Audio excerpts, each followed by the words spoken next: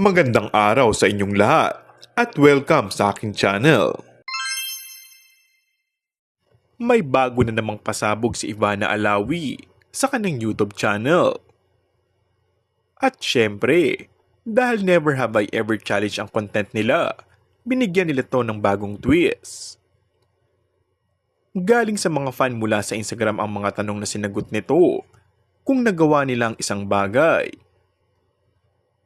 Tinanong ang kapamilya actress kung na-inlove ito sa leading man at primetime actor na si Coco Martin.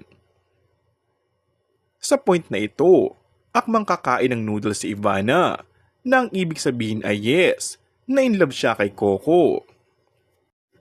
Naging crush ko siya, hinahangaan ko siya, pero may limit yun. I respect him, hindi ako in love sa kanya.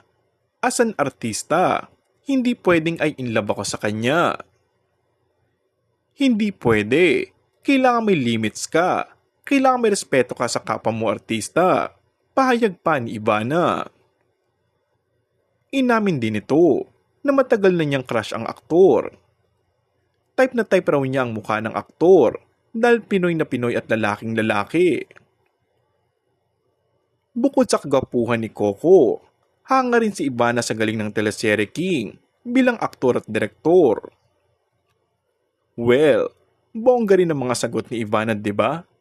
Kaya naman aliw na aliw sa kanya mga followers niya. And so far, halos kalahating milyon na ang nag-view sa vlog na yun nang wala pang isang araw. And that's all for our today's video. Kung bago ka lang sa aking channel ay mag-subscribe at pindutin na rin ang notification bell. Maraming salamat!